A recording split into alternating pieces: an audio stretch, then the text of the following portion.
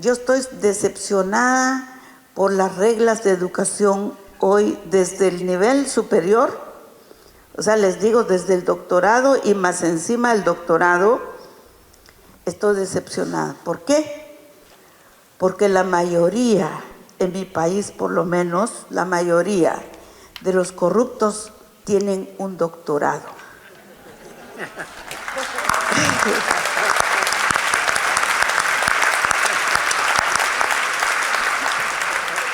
La mayoría de los jueces de la impunidad tienen doctorado, maestría y más no sé cuántos, qué nombre tiene la educación hasta del infinito. La mayoría de los que hoy manipulan las conciencias ciudadanas para las elecciones son profesionales de la universidad. ¿Qué le pasó a la universidad en el mundo? O sea, ¿qué les pasó a las instituciones educativas? ¿Acaso no corrigieron la nota? ¿O acaso enseñaron que ganar un título universitario tendría que ser necesariamente ser un tramposo?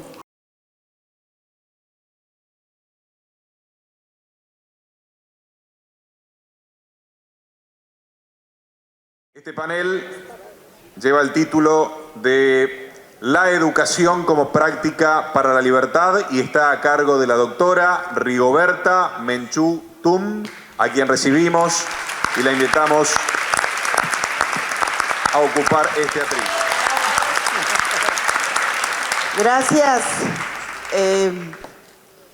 Con el permiso de esta extraordinaria mesa principal y de cada uno de ustedes. En primer lugar, la educación es algo muy importante.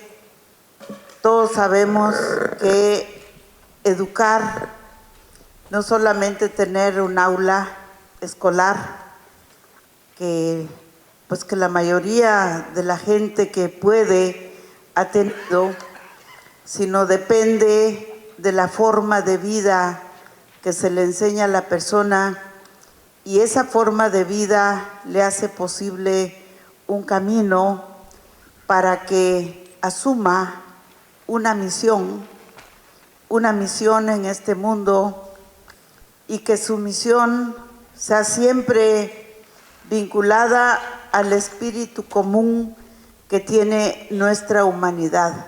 Entonces, yo voy a tratar de compartir algunas de las ideas que tengo de educación. Pero antes que nada, agradezco mucho esta oportunidad. Yo soy maya quiché. Nací no solo en una comunidad maya, sino nací en una cuna maya. Y esa cuna maya, es para mí un gran orgullo, porque me enseñaron mis padres ser un ser humano. Ser un ser humano para mí tiene mucho que ver con el equilibrio. Equilibrio de cómo creamos nuestras perspectivas desde pequeño. Entonces rindo homenaje a las civilizaciones ancestrales. En los mayas sí tiene un origen de donde nace el concepto mujer. Ixoc se llama. Ixoc es fuerza felina, es la fuerza felina, es lo sigiloso que es la fuerza de la madre tierra. Cuando hablamos del Ish, nos referimos a múltiples dimensiones que tiene nuestra madre tierra. Y por eso desde allí viene Ixoc. Y la parte de la educación que nosotros tenemos, parte también de la energía de cada quien. Dicen los abuelos mayas que somos 260 energías por cada persona. y 260 personalidades. Si usted tiene 260 personalidades y yo tengo 260 personalidades, y los 260 de los que están aquí en la mesa, nos hace profundamente diversos. O sea, la diversidad no solo es que yo te debo entender, sino la diversidad es una naturaleza mucho más grande que lo que nos puede unificar un lenguaje. Por eso la educación, cuando hablo de educación yo tengo mucho problema, porque o comienzo por la colonización y por lo tanto tengo que hablar de la educación de la colonización, ¿verdad? Y no me sale, porque me cuesta ser colonizada, pues.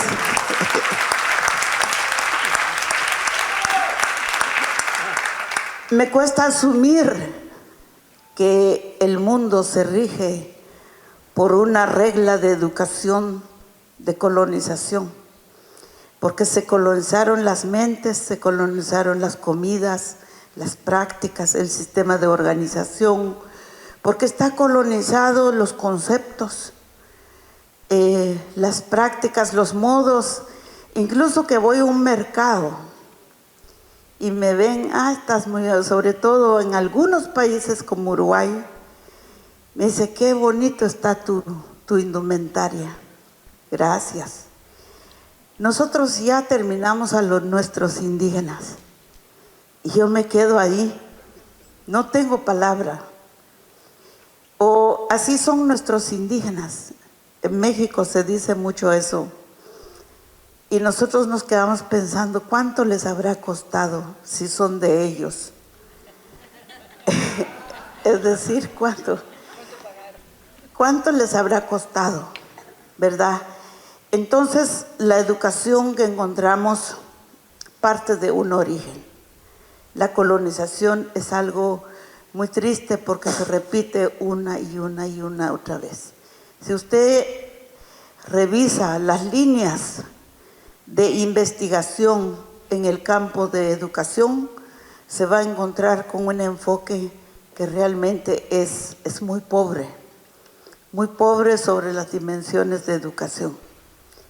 Si usted va a oír una madre dándole bastante consejo a un hijo, también va a encontrar que es un consejo muy pobre, porque está queriendo corregir al hijo a su semejanza y no está corrigiendo al hijo a la naturaleza del propio hijo, ¿verdad? Con sus energías diversas. Y lo mismo nos toca cuando vamos con la religión. En algunos momentos me han dicho a mí que no deberíamos de hacer este plan porque somos laicos. Y yo me quedo frío porque no entiendo esto, porque no practico mucho la religión o las religiones. Entonces, a lo largo de mi vida entendí que lo más importante a comprender es el ser humano. El ser humano sí que no se equivoca. El ser humano tiene sentimientos, el ser humano tiene todos, absolutamente todos. Tenemos una forma de pensar, una forma de actuar, una forma de sentir y tenemos también una forma de proyectar lo que nos hace feliz. Los mayas no se equivocaron cuando dicen que lo más grande que busca el ser humano en el planeta es la felicidad. Y muchas veces la felicidad se tiene con pocas cosas y no con tanto. Entonces, cuando hablamos de la educación tenemos que empezar a ver una perspectiva y esa perspectiva, creo yo, es posible. ¿Por qué es posible? Porque son tantas las cosas negativas que estamos heredando al planeta que nuestros jóvenes tienen que ser más inteligentes y agarrar lo que les haga feliz. Y no creamos que dominamos tanto Pues porque también como parte de nuestra educación es que somos un lapso de tiempo muy corto. Nuestra vida activa en el planeta es demasiado corto en relación a la memoria, a nuestra ADN, a todo lo que custodiamos de nuestra especie humana. Pero si con ese corto tiempo pudimos armar armas nucleares, químicos bacteriológicos, pudimos estructurar horror, forma de hacer tortura, forma de controlar las mentes de la gente, forma de ganar elecciones porque nos metimos en las mentes del otro, es porque los seres humanos somos muy prodigiosos, extraordinarios y que podemos hacer mucho si cambiamos esa perspectiva de nuestra acción. Empezando por los cuentos infantiles, como hablamos de paz. Según mi pobre experiencia de lectura de cuentos infantiles, en la mayoría que he encontrado parte del cuento de un enemigo, de un adversario o de una guerra y alguien debe salvar. Y entonces los juguetes de nuestros niños se militarizaron hace muchos, muchos años. Pero los cuentos que no parten de una guerra no tienen perspectiva en la mente colectiva de nuestra sociedad. Muchos, muchos cuentos ancestrales más bien se quedaron olvidados. Afortunadamente nosotros la mayoría no escribimos nuestros cuentos, sino contamos nuestros cuentos. Y esos cuentos contados se convierten en una defensa extraordinaria a la integralidad de nuestros hijos y por eso aguantan tanta resistencia los pueblos indígenas. Muchos insultos, sobre todo el silencio. De mi experiencia de estos 38 años en América Latina, muy activa, ¿verdad? Veo que los pueblos indígenas tienen un poquito de ganancia en cuanto a que ya existen algunas normas, que bueno, normas para oficializar los idiomas, normas para saber que tienen derechos. Algunos de la antropología ya no insultan tanto cuando hacen una investigación sobre indígenas. Algunos ya no los ven como objeto, ¿verdad?, de investigación, sino ya más o menos hay un nivel de respeto. Pero a pesar de todo eso, lentamente han modificado la vida de los pueblos indígenas. Lentamente, no gracias a las políticas depredadoras, sino lentamente porque gracias a la fortaleza de la identidad, de los saberes ancestrales que allí están. Y ahora sí lo necesitan muchos, sobre todo cuando tenemos un mundo que se está autocomiendo. Digo, desde las células madres, que ya no son nuestros, hasta todo lo que consumimos todos los días. Entonces, la educación que yo promuevo un poquito es la educación para la vida. Y más bien les invito a que tratemos de identificar cuáles son los rasgos de la educación para la vida que podríamos hacer en Voy por la Paz. Porque no podemos decir voy por la paz siguiendo nuestra ruta de que educación y paz, su fuente es guerra. O sea, el sinónimo de paz que mucha gente lo tiene en su mente es guerra. Si hay guerra, hay paz. Si hay paz, no hay guerra. O si hay violencia, hay paz. Si no hay violencia, no hay, más bien, no, sí, si hay violencia hay paz. Sí, porque si no hay violencia, ¿para qué buscamos paz, verdad? Entonces, ese concepto de Paz sinónimo de guerra, paz sinónimo de violencia, paz sinónimo de controversia y paz sinónimo de intranquilidad, de miedo, de dolor, de sufrimiento. Es una perspectiva que nos tiene prisionero a todo el mundo. ¿Cómo podemos cambiar esa perspectiva? Pues quizá en primer lugar tomando conciencia. La conciencia es algo profundo. Cuando yo tengo conciencia de lo bueno y lo malo, entonces sería traicionarme a mí mismo si yo hago exactamente lo que tengo conciencia de que no se debe hacer, ¿verdad? La conciencia es nuestra propiedad privada, cada ser humano, cada persona, donde quiera que esté. Tener conciencia es como vivir un poco en la realidad todos los días y cada momento. Nosotros en Guatemala, cada vez que yo hacía una recepción en mi casa, tenía conciencia que es un país multiétnico de 22 idiomas diferentes y es un país donde los ladinos, los hermanos no indígenas, creen que son los dueños de todo, la palabra, todo, porque allí el racismo es mucho más frontal. Y entonces me costaba decir, ¿qué tal si hago yo solo con mis amigos? Y esa otra raza que es muy malvada, mejor no se venga aquí, ¿verdad?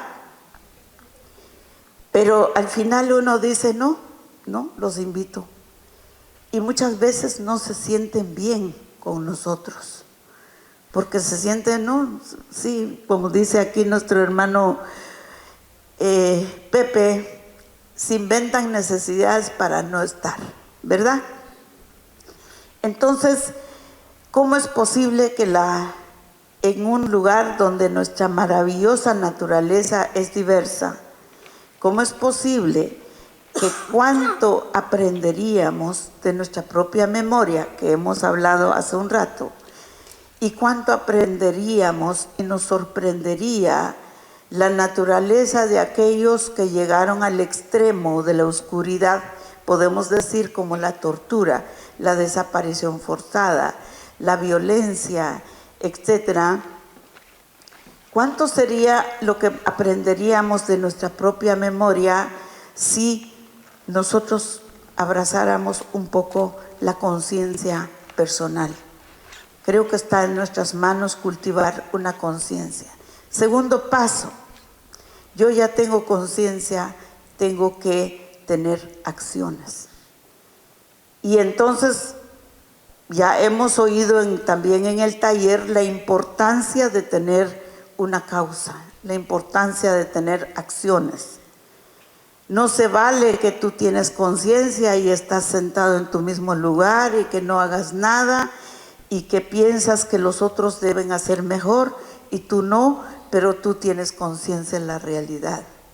Cuando tenemos conciencia es un poquito como que recuperamos la vergüenza, porque muchos ya perdieron la vergüenza y por eso hacen lo que hacen. Acción. La acción individual es muy importante, porque es un liderazgo el que buscamos. Ese liderazgo lo podemos hacer en la academia, lo podemos hacer en la calle, lo podemos hacer en el movimiento de mujeres, lo podemos hacer en distintos lados donde estamos, ¿verdad? Acción. Nunca actuar solo, sí, pero hay una decisión personal que yo tengo que tomar para juntar con la otra decisión personal de los otros. Luego, ser más consensuado para que nuestras acciones sean transformadoras. Yo creo que si nosotros gastamos nuestras vidas en un activismo sin transformar, nos volvemos cómplices de las injusticias. La transformación es fundamental, pero la transformación porque yo tengo capacidad de transformar, no porque el otro lo tenga que hacer primero. Transformar ahora ya no solo es una tarea del Estado, principalmente el Estado. O sea, estamos aquí por hacer políticas públicas. Estamos aquí porque hay que poner ganchos a todo lo que no se ha hecho o que se ha hecho mal. Y para eso está el Estado. Bueno, es el único mecanismo que tenemos, es el Estado, porque el Estado somos nosotros, ¿verdad? El Estado y sus instituciones. Pero no solo es una tarea del Estado, es una tarea del profesor, es una tarea del investigador, es una tarea del predicador, es una tarea del liderazgo en general, transformar. Y yo creo que no hemos hecho lo suficiente para transformar. Y por eso es que se repite la historia una y otra vez. Nosotros hemos planteado nuestras vidas desde el punto de vista de transformación. ¿Yo sola puedo transformar? No. Pero sí podemos transformar si hay otros mecanismos como alianzas. Bueno, dicho eso, yo estoy decepcionada por las reglas de educación hoy desde el nivel superior. O sea, les digo, desde el doctorado y más encima del doctorado, estoy decepcionada. ¿Por qué? Porque la mayoría, en mi país por lo menos, la mayoría de los corruptos tienen un doctorado.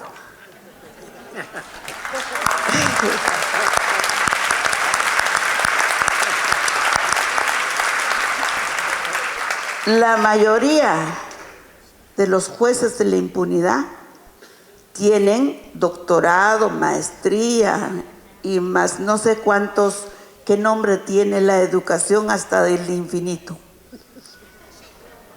La mayoría de los que hoy manipulan las conciencias ciudadanas para las elecciones son profesionales de la universidad. ¿Qué le pasó a la universidad en el mundo? O sea, ¿qué les pasó a las instituciones educativas? ¿Acaso no corrigieron la nota? ¿O acaso enseñaron que ganar un título universitario tendría que ser necesariamente ser un tramposo? ¿Verdad? Entonces, si no todo es así, bueno, tomemos conciencia dónde está. Yo estoy segura que no todo la academia es mala, pero la academia sí tiene responsabilidad, mucha responsabilidad sobre la desigualdad social, el racismo, las exclusiones, la discriminación, los torturadores, las doctrinas fascistas, los neocolonialistas, los neoliberales, todos ellos tienen atrás un cerebro bastante brillante.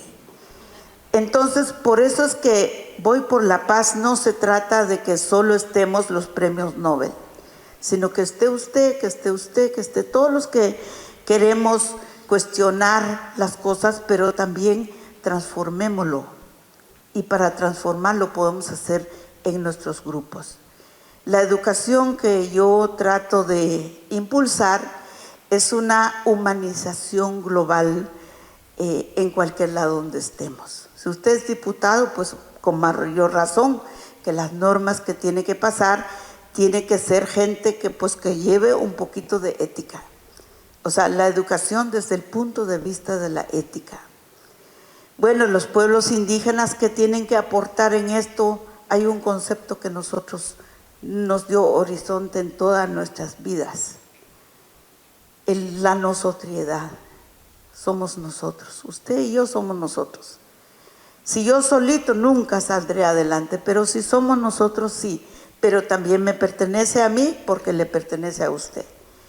Entonces, esa visión de transformadora de la educación, quizá tenemos que ir en una tercera dimensión. Esto es porque ya las dimensiones actuales a mí ya me confundió. Pero a lo mejor sí podemos ir a una tercera dimensión. ¿Será posible humanizar los estrategas del Consejo de Seguridad de la ONU? A lo mejor sí, tal vez tiene un papá, una mamá que nos conecte y podemos darles un poco de apoyo. ¿Sí?